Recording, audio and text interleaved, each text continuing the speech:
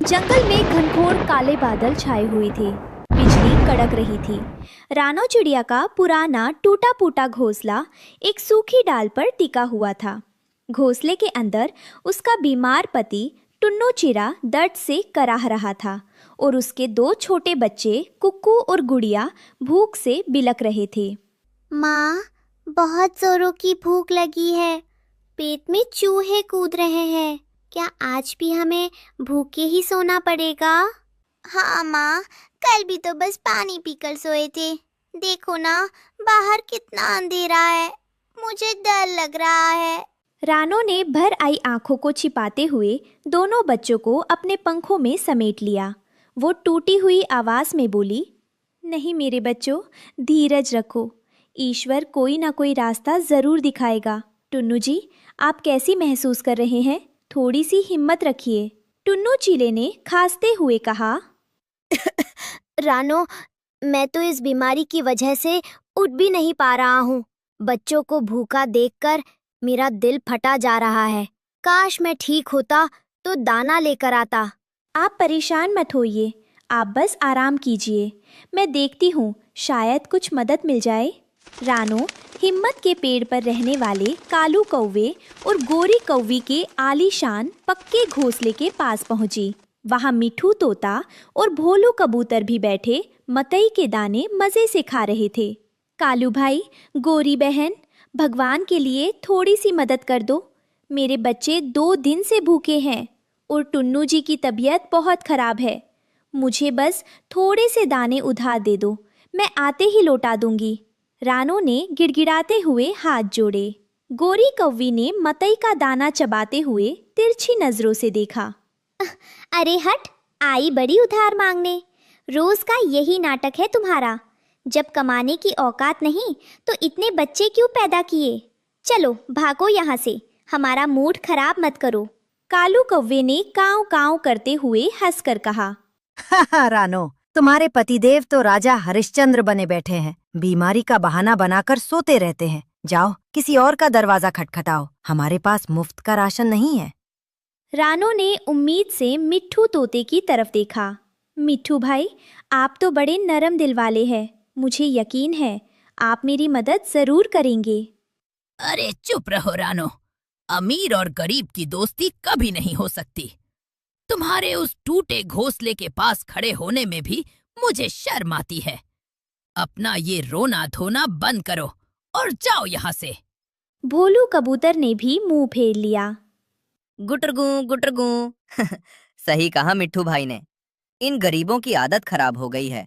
आज मेरा वक्त खराब है, इसलिए आप लोग मेरा मजाक उड़ा रहे हैं। याद रखना, कुदरत का पहिया जब घूमता है तो अमीर को भी भिखारी बनते देर नहीं लगती। अभी रानो अपने घोंसले की तरफ लौट ही रही थी कि अचानक तेज आंधी चलने लगी। आसमान से आफत की बारिश बरसने लगी। हवा इतनी तेज थी कि बड़े बड़े पेड़ कांप रहे थे। बचाओ माँ, बचाओ! घोंसले से कुक्कू और गुड़िया की चीखें सुनाई दी। रानो तेजी से उड़कर पहुंची, लेकिन जैसे ही वो पहुंची, एक जोरदार हवा के झोंके ने उनके टूटे फूटे घोंसले को तिनका तिनका करके उड़ा दिया। रानो, बच्चों को संभालो। टुन्नू जी, कुक्कू, गुड़िया, रानो चिल्लाई। घोंसला पूरी तरह तबाह हो चुका था। रानो का परिवार बेघर हो चुका था। मूसलाधार बारिश में चारों पूरी तरह भीग रहे थे। ठंड के मारे बच्चों के पंख कांप रहे थे। माँ, बहुत ठंड लग रही है। हम कहाँ जाएं? रानो दोबारा हिम्मत जुटाकर कालू कौवे के घर के नीचे पहुंची। कालू भाई, दया करो, मेरा घोंसला टूट गया। मेरे बच्चे ठंड से मर जाएंगे। बस आज की रात अपने घर के छज्जे पर बैठ जाने दो। कालू कौवे ने खिड़की से मुंह निकाला और चिल्लाया, भाग यहाँ से भिखारी। अगर तुम्हें अंदर आने दिया तो तुम्हारी दरिद्रता हमारे घर में भी आ जाएगी। निकलो यहाँ से। उसने जोर से खिड़की बंद कर दी। रानो भागकर मिट्ठू तोते के पास गई। मिट्ठू भाई, मेरी गुड़िया को बचा लो, उसे बहुत तेज बुखार है। तुम्हारी हिम्मत कैसे हुई मेरे घर के पास आने की? भागो, नहीं तो चोंच मार मार कर अंधा कर दूंगा। पूरी दुनिया से दुत्कारी गई रानो अपने बीमार पति और बच्चों को लेकर घने जंगल की तरफ बढ़ने लगी। बारिश का कहर थमने का नाम नहीं ले रहा था। तभी रानो की नज़र इंसानों के छोड़े हुए एक खाली शिविर पर पड़ी। वहाँ जमीन पर एक बड़ी सी सफेद रंग की प्लास्टिक की तिरपाल पॉलीथीन पड़ी हुई थी। रानो के दिमाग में एक बिजली से कौंधी। उसने कहा, रोने से काम नहीं चलेगा, मुझे खुद अपने परिवार की ढाल बनना होगा। गुड़िया, पिताजी के पास बैठो और उन्हें अपने पंखों से गर्मी दो, माँ अभी कुछ करती है। रानो ने अपनी चोंच से उस भारी सफेद तिरपाल को खींचना शुरू किया। बारिश की बूंदें उस पर तीर की तरह चुप रही थी, लेकिन एक माँ की ममता के आगे तूफान भी हार मान गया। उसने जंगल से 4 मजबूत सूखी डंडियाँ ढूंढी। टुन्नू ने कमजोर आवाज में पूछा, रानो, तुम क्या कर रही हो? इतनी ताकत कहाँ से ला रही हो? तंबू बना रही हूँ टुन्नू जी। आज कुदरत और इंसान की छोड़ी चीज ही हमारा सहारा बनेगी। रानो ने चारों डंडियों को मिट्टी में गहराई से धंसाया और अपनी चोट से तिरपाल के कोनों को उन डंडियों से बांध दिया। देखते ही देखते उसने इंसानी तर्ज पर एक छोटा सा वाटरप्रूफ तंबू तैयार कर दिया।